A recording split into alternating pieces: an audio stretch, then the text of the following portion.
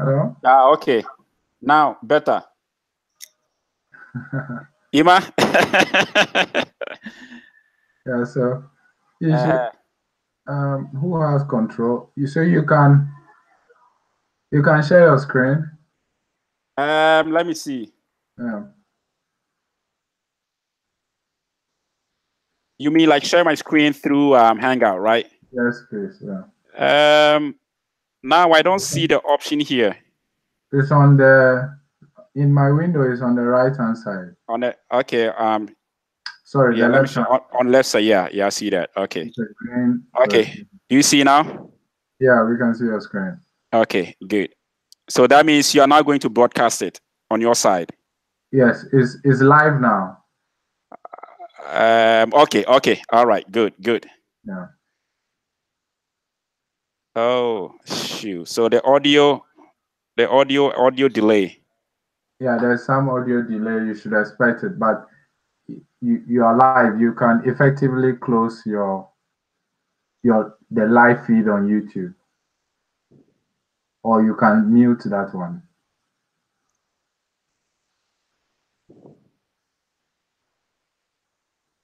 Oh, I should close that one. Yes, you can close it. Yeah. Okay. Yeah. Let me just mute it, just because I want to see. Okay. Yeah. Better so now, right? I see people typing in the chat as well. Okay. Yeah. If you have multiple windows, you'll usually be chatting in the in the YouTube. Okay.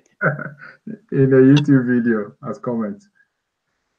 Yeah. Hello, everyone. You are most welcome to today's session. IIPGH Cybersecurity webinar presented to you by Kofi Asamoah. Asamoah. Yeah. So Kofi Asamoah, you take it over from here. All right, thank you, boss. Once again, welcome to all the viewers, everyone who made it to this webinar, and thank you for your time. So what's going to happen is our webinar is going to be broken down into two pieces. We'll be talking about, well, it's just a demo, a quick demo on how someone can execute a phishing attack to harvest credentials from a user or a target. And also we talk about what I call the GH Cyber Warrior Competition, which is an initiative for us to get more people involved in cybersecurity and how to build our nation's capacity in that area. I know we've already burned about 7 minutes already, so let me just jump real quick into how this will look like. So you guys, Ima, it looks like your screen is a little slow. No, okay. So it's your screen that will show. So you have to. Okay. You just have to show us the screen you are interested in. Okay. All right. So this is what I'm going. This is a pre-recorded video that I just did last 2 nights ago for this test, because the accounts that I compromised, the account is a live account, and I didn't want to show. I wanted to have enough time for me to change the password before any one of you gets some interesting ideas to reuse the account. So I'm just going to play the video, but it's a live demo that I recorded as I was performing the attack. And then we'll just walk through step by step and then have more discussion and answer any questions you guys might have. So this is just the normal looking email that you normally receive from someone when it comes to LinkedIn. Say, hey, and David, thank you for volunteering your username for, anyway, he didn't volunteer. I just told it anyway to use it for this demo.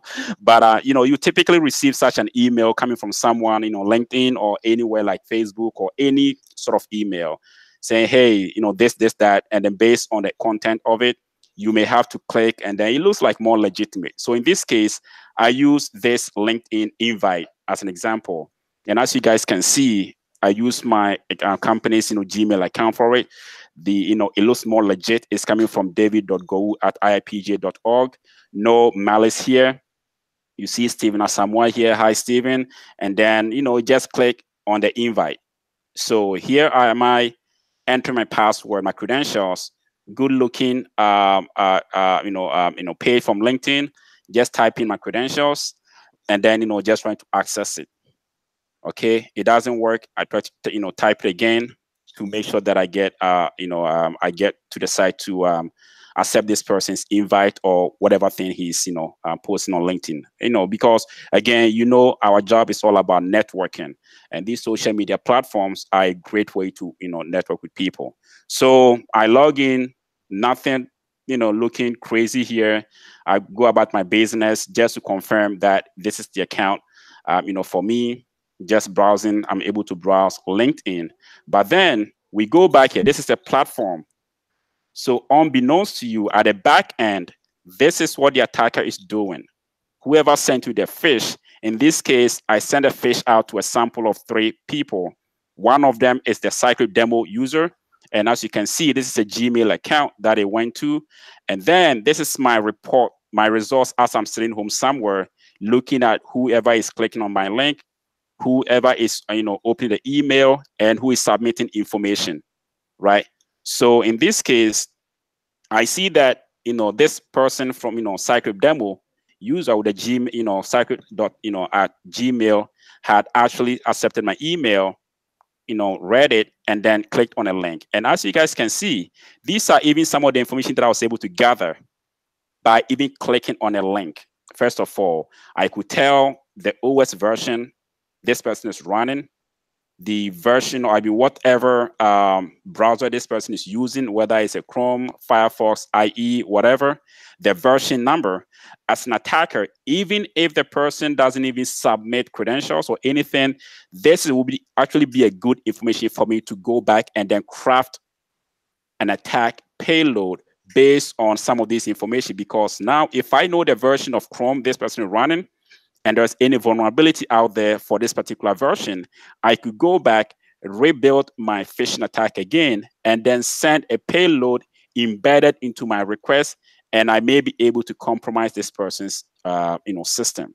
But but that's not the focus of this particular one. This is actually collecting credentials and then reusing it. So in this case, I go here and I click details, and as you guys can see, that's a user, that's the email address, and that is a password I just compromised from the user without the person's know-how. Well, for you to actually know that this is true, and this is why I pre-recorded this session, is actually like, I had to create this account for this. So it's my actual cyber specific LinkedIn account. So I had to change the password before putting this thing out, because I didn't want to do like a live one and then have you guys, do some interesting things with it. So, all right, so let's log in. I have, Windows 10 virtual machine. I go to LinkedIn just to showcase how an attacker can do this from their comfort of their whatever they are. Copy the password.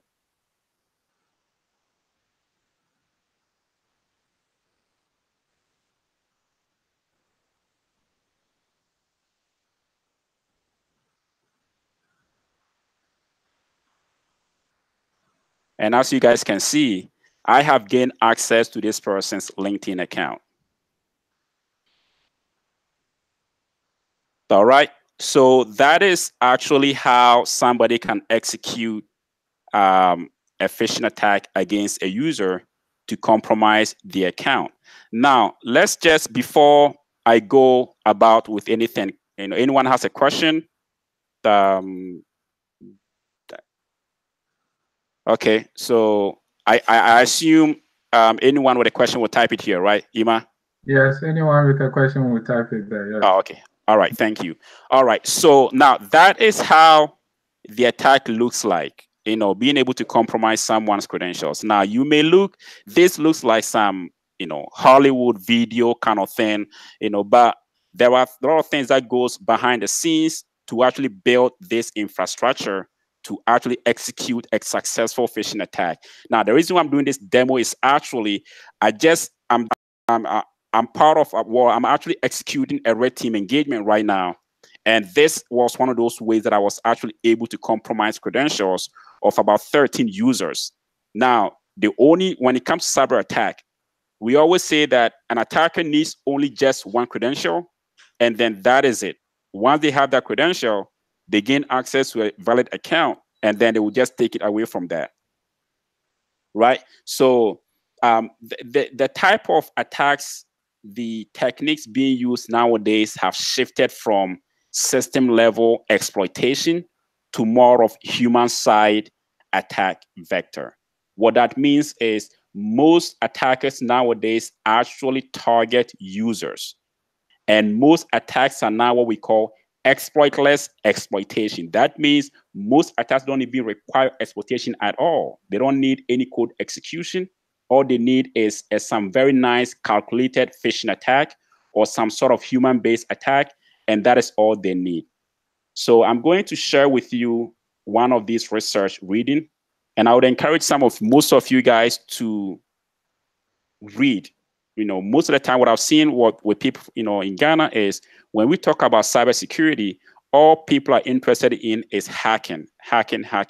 But you have to also dedicate yourself in more reading, research, and development, and get to understand how advanced attackers are executing attacks in modern day, as opposed to maybe 5 or 10 years ago, or even a month ago.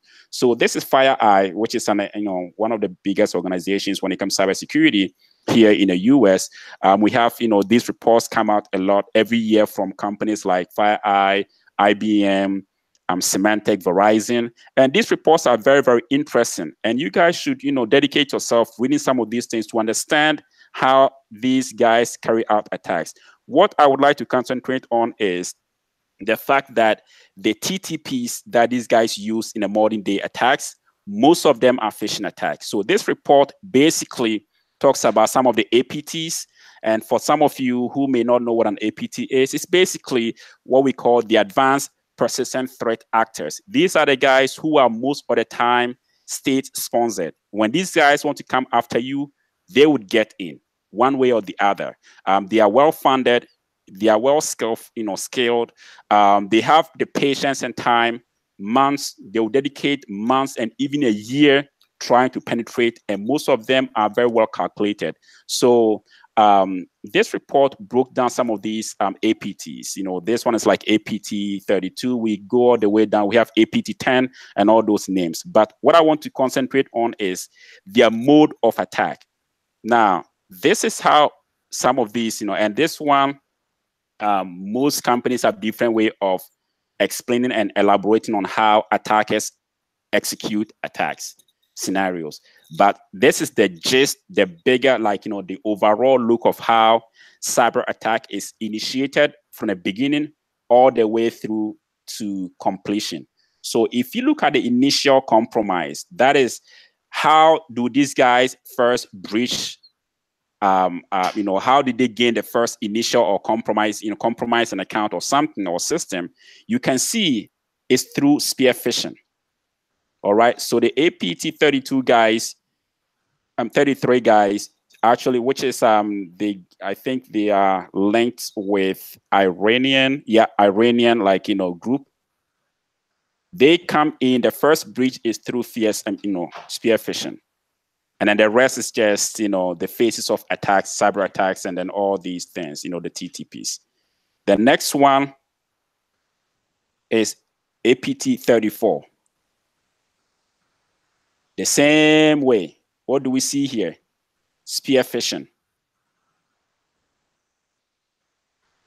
And this is APT 35. They were seen in December 15, 2017. Yeah, these guys were targeting US and Middle East military systems.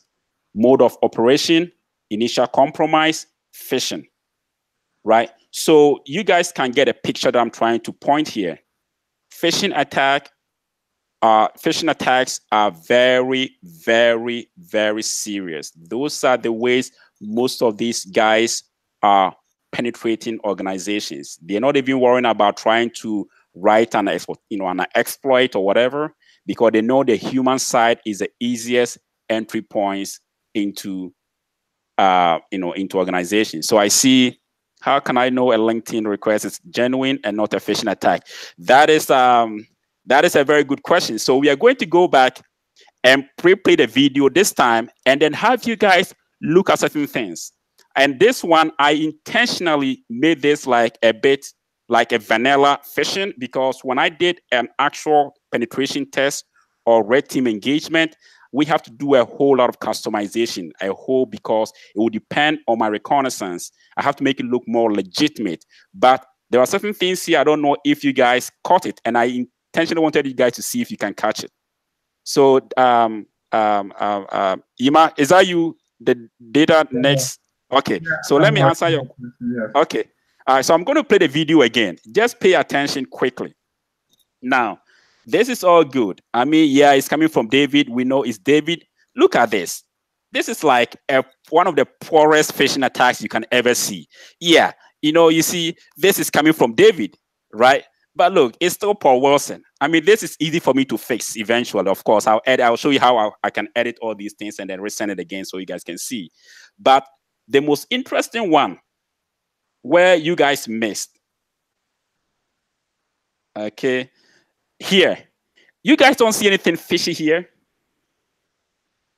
Again, this is very, very like, vanilla, phishing, like a poorly executed phishing that I did. So let me see if you guys will see my screen. You guys don't see anything? Yeah, you should show the actual screen. That's bigger for us. The previous one. Oh, is it coming? Oh, the actual screen. I just showed it. Yeah. So you should be showing us the actual screen. Oh, okay. I thought I just showed it. One. Yeah. Yes. Oh, okay. Okay. You guys see anything?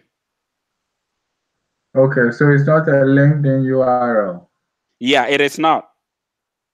Okay. That is, and again, I did this intentionally. But guess what? Users would not even pay attention to these things. That is how scary it is. I want to give you a live example. The one that I just did, I had a very good organization. These guys are very, very good. The blue teams are very, very good. Even in their email, when an employee receives an email, there's a red warning. Even though I purchased a domain name which is close to what a victim looks like, because in this case, if I want to do like a pure LinkedIn phishing attack, my domain name wouldn't be this. I would make it close to something like LinkedIn, so it will blend in. So in the real world, I would purchase a domain name close to my target. Now, when they receive an email coming from outside, which is not their domain name, it will tell the employees this email is coming from outside the organization in red, like very, very bold and red, that it should know and not click on a link. And users still clicked it. I got 13 credentials from users, even though they saw the warning. So you can imagine how serious it is, when it comes to human factor. So in this case, this is not LinkedIn. But guess what? Most people will not pay attention. They'll just go about, trust it, their intuition, and then enter the credentials. Now, this is the mechanism. This is how it works. So if you see, once I enter my credentials, you will notice that it didn't go through. So once I hit sign in, now it actually flipped over to the actual LinkedIn. By then, it is too late, because the previous page is the page that actually sent over your credentials over to me. So now most users will think, oh, you know what, maybe I may have entered my password wrong, so let me re-enter it again. And then once you enter, then it will take you to the actual LinkedIn. So to answer your question, I would say be vigilant. Be very, very, I'm not saying, oh, we should all bury our head into the sand and be scary, but these guys are very, very nifty. Does it answer your question? Yes, Ima? it does. Yeah. Okay. All right. Thank you. Yeah. All right, cool. Now, so let me go back to the platform itself. So this is the platform tool. Again, there is much involved when it comes to building these things, right? You have to do a more reconnaissance on your target. You have to buy a domain name, register a domain name close to your target's, domain name. You have to, build the servers. You have to purchase servers. You have to build your SMTP server, build a platform that would actually host your phishing platform. Configure your DNS records. Put in some controls to bypass, email filtering such as SPF, DKIM, DMARC, all these things in place be able to also craft your pretext. The pretext is basically the message you want your users to actually buy into. So that would normally come from your reconnaissance. Once you have done more digging to find out your organization, maybe you find something from their website that is just announcing an upcoming system upgrade. You can use that to craft your email and send to your users and be able to get some credentials or even gain some code execution. All right. So this is how, the platform looks like. This is the live one actually that I'm running my campaign right now. Let's see. So it's in progress, and I sent it over to, again, the 3 users. And if I was to go into here, which is still here, and the new one which just came through, if I click on it, again, it's here. Guess what I did? This is the second one that I'm trying to tell you the difference between, like, executing a more looking phishing and, like in a crappy one. Again, this is more beefed up, looking more legit again.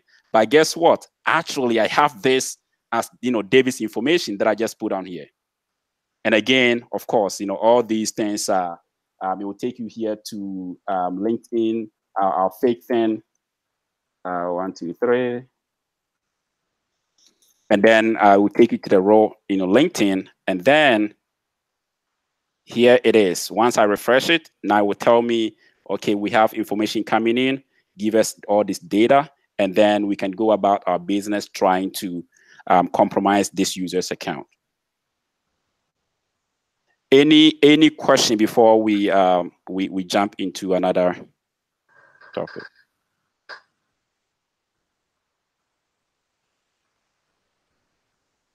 No, so far there's no question on the channel.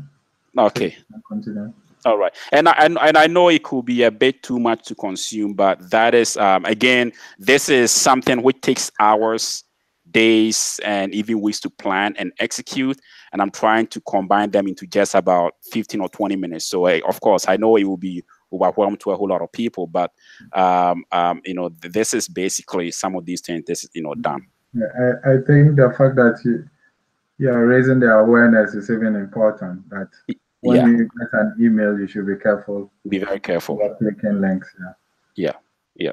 And another thing that we've seen in the industry is users reuse their credentials a lot. So for instance, if they use their password to log into their email, trust me, they normally may actually use the same password to log into their corporate email account or something else. So I have seen situations whereby we compromise one credential and we can use it to log into other corporate accounts because the person uses the same credentials for most of their, their logins.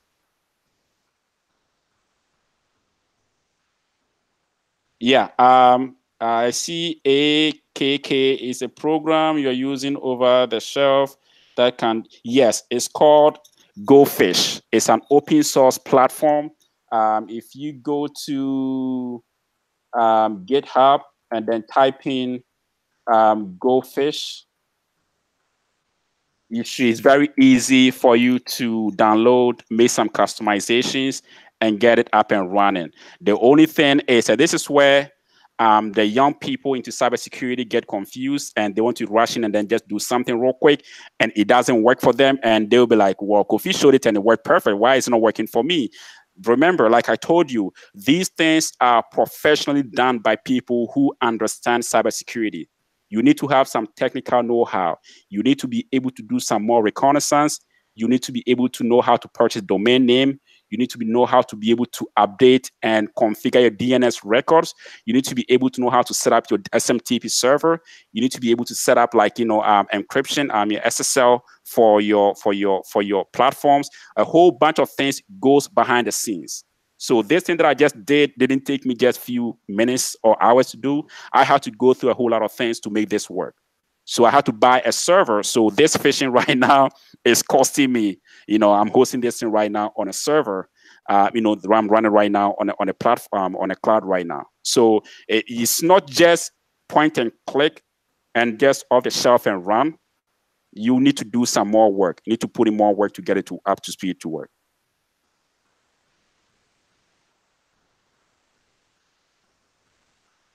Yeah, so Sir Don said he heard someone can send you email. If I click it, yeah, they can log you out depending. So you use anytime. Anytime depends on you. So for instance, right now I have changed my password, so you can't log in into that PwC Gmail or my LinkedIn anymore. But if you are unaware of it, then they may have that persistent access to your email or to your account, whatever you log into. Oh, what? So guys, I'm trying to see.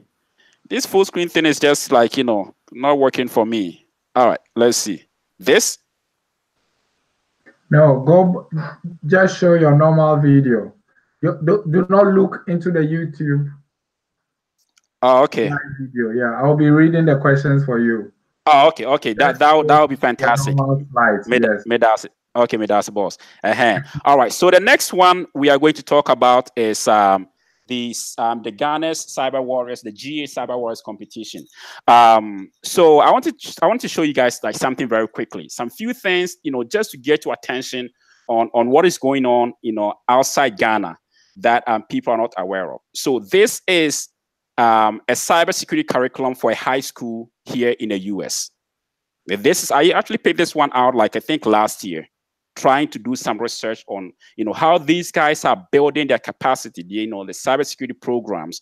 And this is interesting. Look, this is a curriculum. This is a 4-year high school curriculum. And one of the objectives, like, up to 5 technology certifications upon successful completion of each year. The ultimate goal is certified ethical hacker. And they give reasons why and all these things, blah, blah, blah.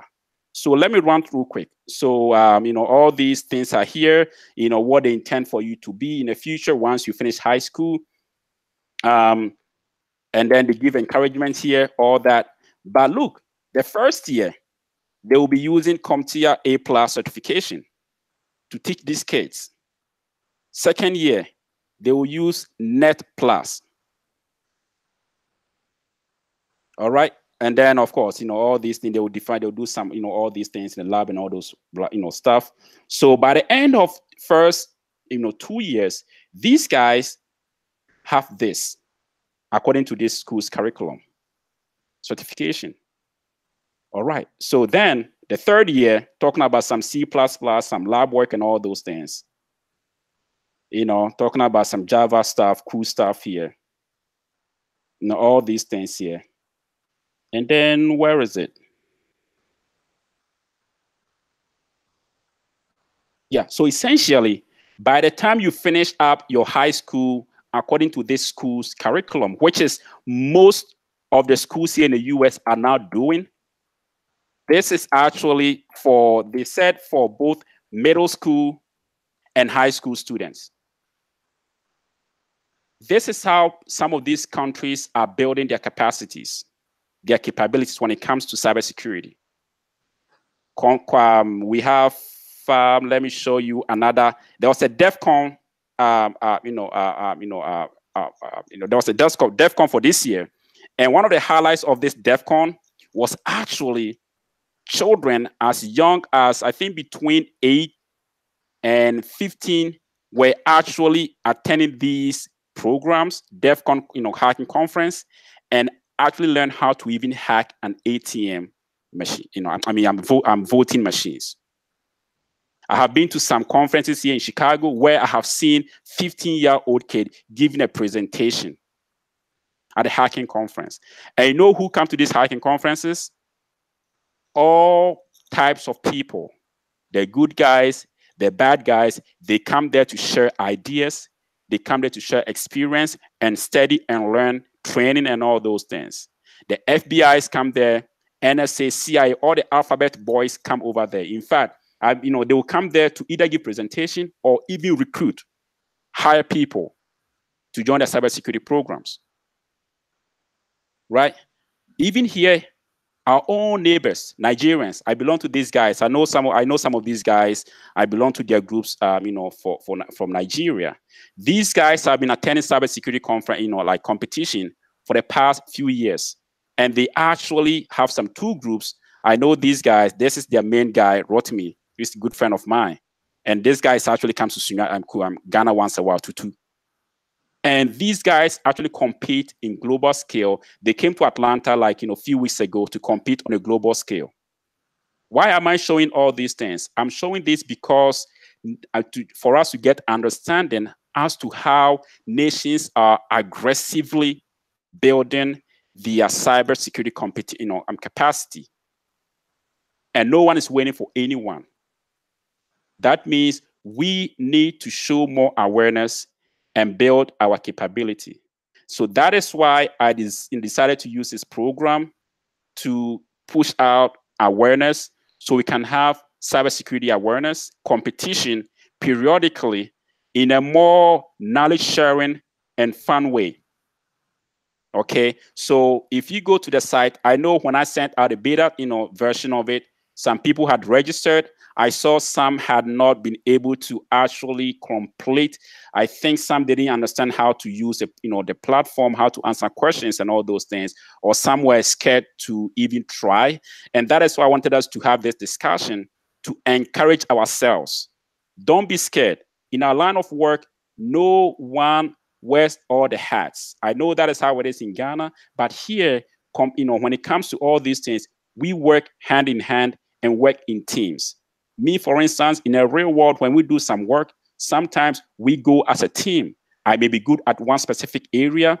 One person may be good at one specific area. Another person may be very good at a specific area. And then we all work together to accomplish the goal.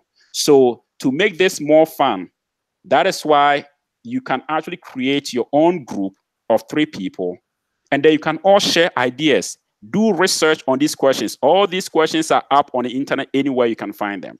And when I was at PwC, way back, one of my managers, the cybersecurity, we used to have our own training, in-house training, and he used to advise us and tell us, hey, listen, cheating is encouraged in our line of work.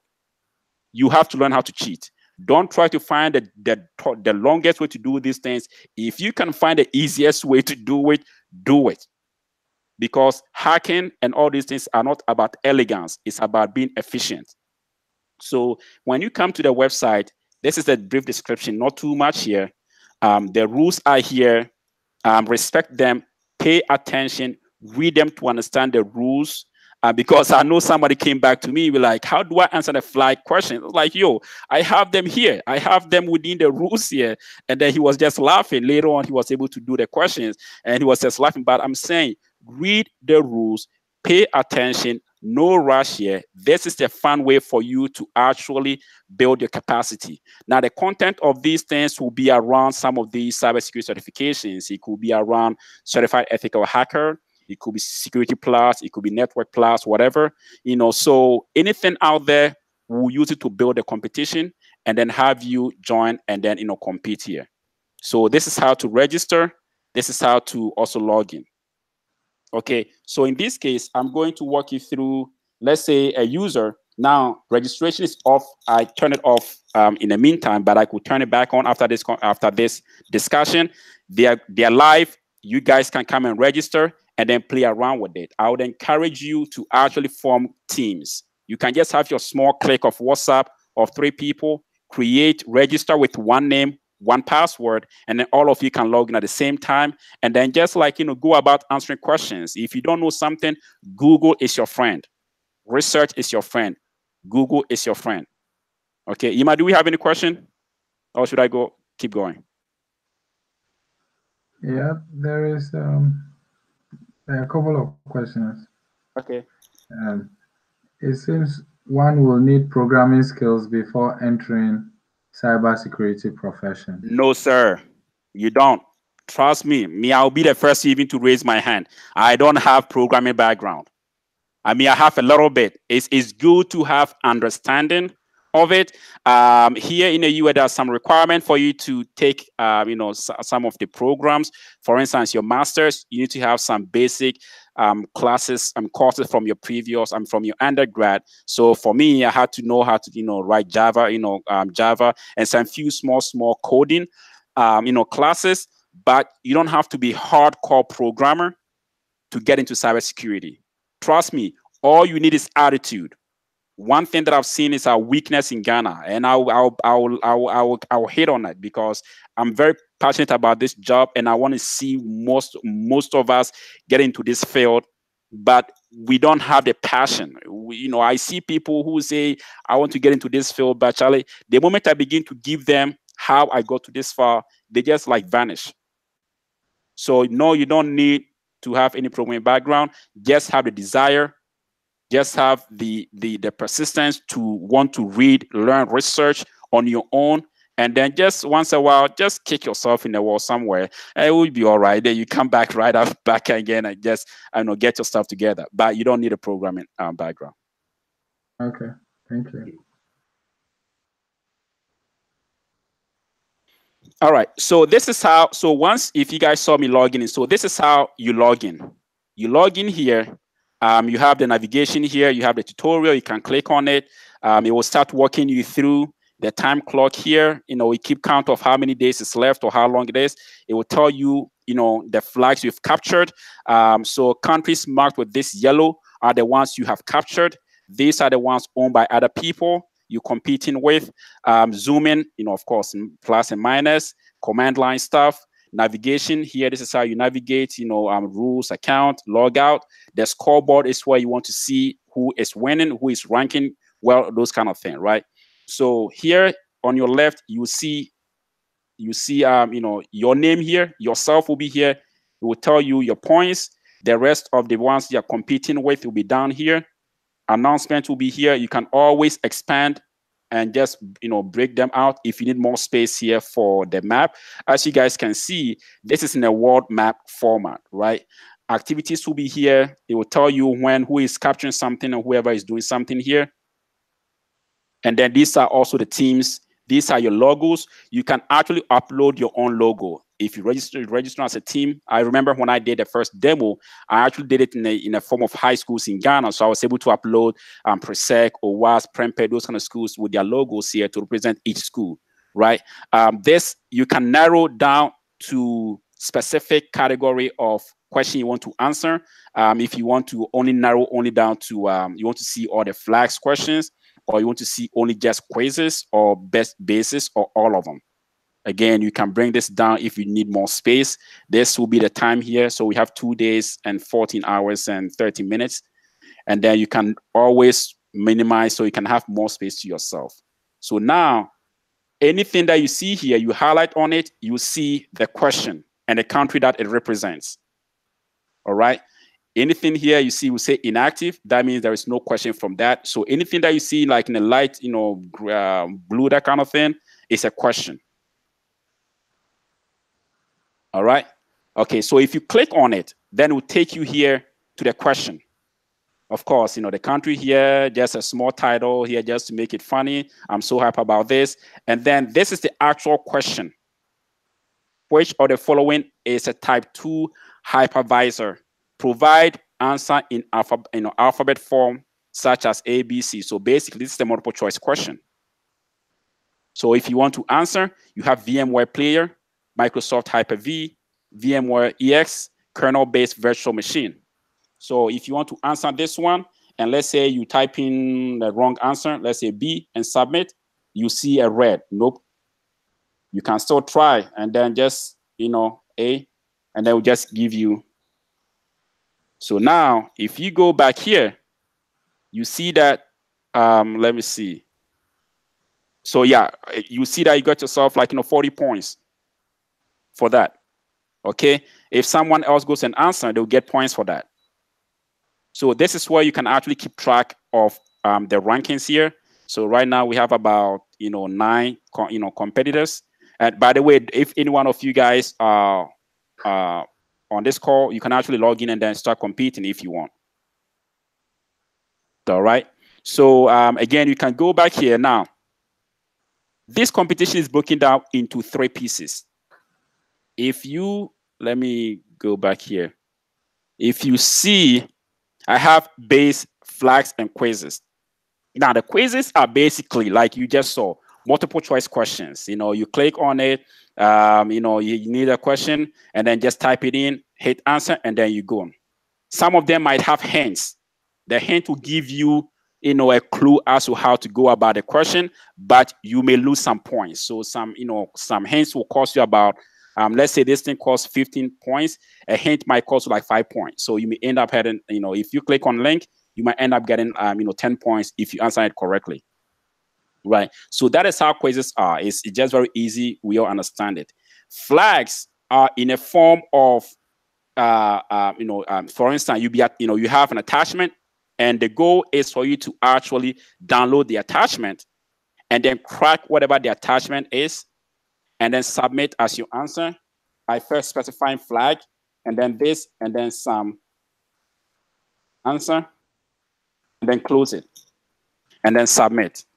If it's right, you get your points. If it's wrong, you won't get anything.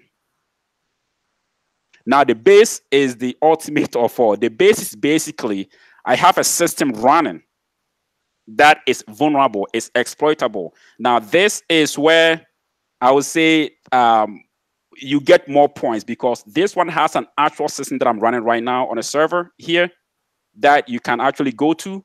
So this is the storage line. Basically, you've been hired by a company to execute an application assessment on their server. So you have to go to the site provided here. In this case, it's here. So you see it here. And can anyone tell me what this site probably would be?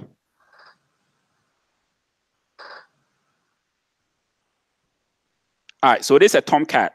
And anyone who knows Tomcat well knows that it has a flaw when it comes to authentication, most especially default authentication. And you might think this is wrong, but yes, it is true. Most app developers are lazy enough that they would actually just have things installed vanilla without making any configuration changes to it. So for the sake of timing, I'll just go ahead and just do this real quick. The default credential for Tomcat is Tomcat. Now you're getting somewhere. This is where Googling comes in. You can Google out and see how to exploit Tomcat. And there are so many ways, there are so many ways to exploit Tomcat and gain a command shell on it. All right. So the goal here for this particular one is for you to compromise the server. And then once you have compromised it, you gain a command line access to it. Type the name of your team into the command shell, and you gain points for it. Now, what happens is you gain points initially, but each time you keep holding on in the file, so the system is programmed in such a way that it will keep checking this score points, and each time it sees your team's name, you'll be awarded specific points again until someone else takes over the system. So it's just going to be like a competition to keep the system. So the longer you keep it, let's say you are the first person to know how to pawn a Tomcat, and you're able to gain a command shell access, and you type in, and then this file has your team's name, you keep accruing points for as long as you are the only one who has compromised the system. So let me demo how. So this is the server. So let's assume you have actually compromised this server. This is the server actually. So I want to do it from the command line, right? And then let's say, yeah. So once you've compromised a system from a command line, you type in, let's say, yeah, test. So I am test. So the system is now going to have test in this folder, and it's going to award you points going forward for it. All right. And there's a way to actually check that. 1, 2, 3. Yeah. So it actually has my name here as the one who is actually taking control of this system right now. All right. And then that would also reflect here eventually. Once the system runs an update on the script runs an update, it's going to reflect here and show the points that you have accumulated. So this is how you play the game.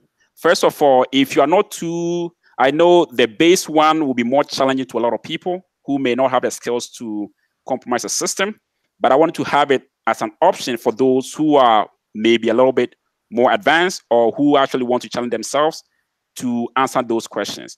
But if you're not too comfortable, you can always start up with the quiz and then move your way all the way to flags and then all the way to base. So this would actually be a competition which would attend to everyone's need. Anyone, regardless of your background, as long as you have the desire to learn more into cybersecurity, or even if you're so good, this can even be like a very good way for you to just have fun, just help out those who want to come up. Maybe join some of these young upcoming kids and then say, hey, listen, I can just click within a minute or so, but I want to have you guys and then mentor you. So let's form a team and then let's all play around and then let's get this thing up and running. So that is all I have so far for the training section, for this competition. Any question from you guys? Thank you very much. Does it follow? So I have a question. Does it follow a certain curriculum? So when I'm answering the questions, am I getting certification or something? No. So the ultimate goal. So this is just the beginning, right? So the ultimate goal is this platform is like very, very customizable. I was actually talking to David that in the future, like you, Ima, for instance, I know you are into data, big data and all those things, right? So we can actually use this platform to actually organize a competition around just data science or whatever.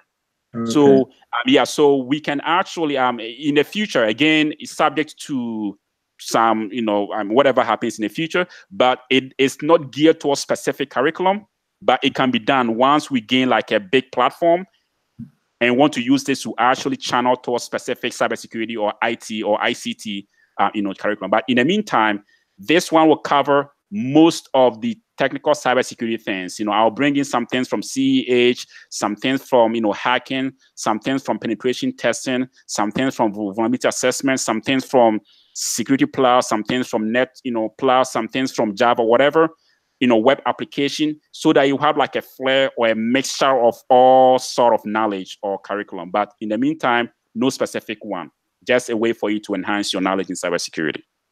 Okay, thank you.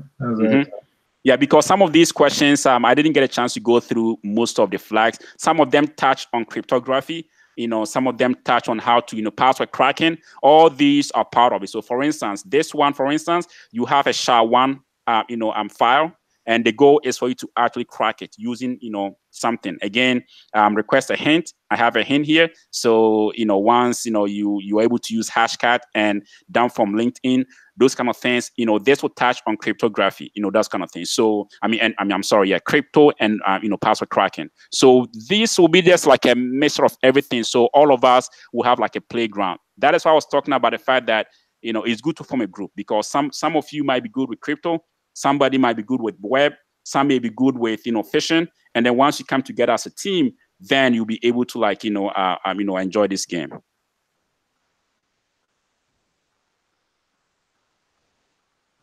All right. All right. Yeah. So if none of you have any more questions, then the last one is just basically to have a quick time to talk about an upcoming cybersecurity training that I have coming up in Ghana. I have seen. I know most of you have seen the upcoming attack and penetration test that I have coming up in Ghana. It's coming up live. Again, talking about building our cybersecurity capabilities. This is a training that I would I see people need it. Whether you're already in a field or you're trying to make a career out of it. This is something that I would encourage you guys to attend. Some of you have already seen me presenting such a training at a university in Sunyani, and then also in Accra. And this is just a beefed up version. Users would have experience to actually understand the walkthrough, the concept, the TTPs of how attackers carry out modern day cyber attacks. All right, and then people, the attendees would also learn not how to hack, but this is like more of a professional training. So you'd actually understand how attack and penetration test is carried out from the beginning to the end of it. That means not just hacking systems, but actually understanding the business of this, executing an engagement from proposal writing, from SOW, from rules of engagement. All these things are things that people don't understand. When you talk about cybersecurity, all they think about is hacking. What I want to do is take an approach which would actually enlighten users about the back end, the admin stuff that people aren't aware of, that you should be aware of if you get into this business. Get the basics of it, know the rules, the laws of other countries, cyber laws in other countries, advanced countries, understand how, these things are applicable when you execute an attack and penetration test engagement, all the way through compromising a system, extracting data, and then be able to wrap up on an engagement. So if you haven't signed up yet, we still have time to sign up. Go to CyKrypt.com. You go to learn more, read. Please take your time and read. If you're investing 800 Ghana cedis, 1,000 Ghana cedis, or whatever it is, 2,000 Ghana, whatever, on a training, please make sure you read it to understand the requirements of it, and then understand if this is something for you. If it's not for you, there's nothing wrong with that. But I want to make sure that if you're walking in, you have your expectations set up in a right way, knowing that this is for me, this is what I want to do, and I think this will be a great way for me to start up in my career in cybersecurity. I'm not going to promise you 2 days is going to turn into a hacker. No, that wouldn't happen. It wouldn't even be fair. But I promise you that this is going to give you the good, solid foundation to understand how these things are done in the real world. Because I have done this so many times, and I'm coming up there with real world experience to help you guys, to educate ourselves in this field. Okay. So, guys, check out the site. Sign up here. You click on the sign up. Go about your business, put in the information, and then let's get this running. 29 days more to start, but the registration is ending soon, ending of this month. Okay. Yeah. There is also a question. There is another question on the platform. Yes, sir. So Don wants to know the career path for cybersecurity specialist. So I'm sure he wants to know what he needs to do or learn before he can become a cybersecurity specialist. So it depends on which area he wants to focus. You see, cybersecurity is very, very broad. We have the guys like me who are more technical. So let me just use myself an example. So that may be a good way for some people to maybe use as an example, as a path. So I started off in 2007 as an IT auditor with Ernst & Young, right from college in the US. Okay. And then I did an IT audit for about 1.5 years. And I wasn't too much enthused with just an IT audit. IT audit is more about like control testing, narratives, policy and procedures. But I'm very, very inquisitive person. I wanted to get more challenging in, hands-on, skills. So that was when I started off looking into more of like, ethical hacking and penetration testing. Back in those days, like in 2009, 2010-ish, things were not as easy finding as it is nowadays that you can find. So I had to sit down on my own, do research on my own, watch YouTube, build my own computer, build my own virtual machine and all those things, learn all these things on my own, get the right tools and equipment, study them night and day, and then went for my master's. That made it a lot easier for me to actually be in my master's degree. And then once I was done with my master's, which I did in cybersecurity, then it was like more solidified, and then getting myself some certifications, CISSP, CEH, CISA, CISM, ECPPT, those certifications, those all came together. And then with lots and lots and lots of dedication, that is the key word, dedication and persistence and experience. Those are the ones that I use to channel my path. So again, you need to find out what you want to do. Do you want to get into more technical side of it, which is like more of what I'm doing right now, involving ethical hacking? You perform penetration tests, red teaming engagement, vulnerability assessment, or do you want to get into more like a soft side of it, which will be like, controls, testing, that one will be like more of like CISA certifications, IT audit, policies and procedures, that kind of line. So it wouldn't be easy for me to give specific area, but I'll say first, find where you want to be and then look at the structure of it. One site which does a very good job is CompTIA does a very good job with giving you like a track of where you can start from. So these resources are also available online. I would say do not always try to get advice from people. It's good to get mentorship from people like us who are already in the industry, but do yourself a favor and also research on your own too. These things are out there. Google is your friend all the time. Research, research, research. And then, you know, that would help a lot. I hope that addressed the question. Yeah, that does. I think I can see one last question because our time is going up now. Yeah. I'll take that question. Is there a difference between pen testing and ethical hacking? Not necessarily. Again, it depends on, so the ethical hacking is actually just a title. And it's because of the way so hacking, and again, I did explain this to some audience in the past when I was in Ghana, when I was doing this training. You know, hacking was actually a good thing. You know, hackers were people who were actually challenging how things work and then try to break off from it and then even make it better. Example, you remember, like, you know, when we used to have iPhone, you know, people would just jailbreak iPhone. And then sometimes when you have your phone jailbroken, you realize, hey, man, my phone can even do much better things than it is restricted. Now, those are all part of hacking. You know, some people have actually used hacking to improve upon systems, you know, ideas and whatever. It got a bad name because of some few things, some few glitches in the past. And then the media always couldn't differentiate between a hacker and a cracker. A cracker is a bad hacker. But the media would always talk about, oh, a hacker did this, a hacker did that. And then that became like a stigma on hackers. So in order for us to make it, you know, the better side of hacking looks good, that was when we added the ethical hacker to it. So ethical hacking. So the ethical hacking is basically, I have a permission by my target to execute these specific attacks. And that is why, you know, I was talking about, you know, this penetration test training that I'll be, going through. I would actually walk through some of the documents that establishes the fact that you're doing this ethically.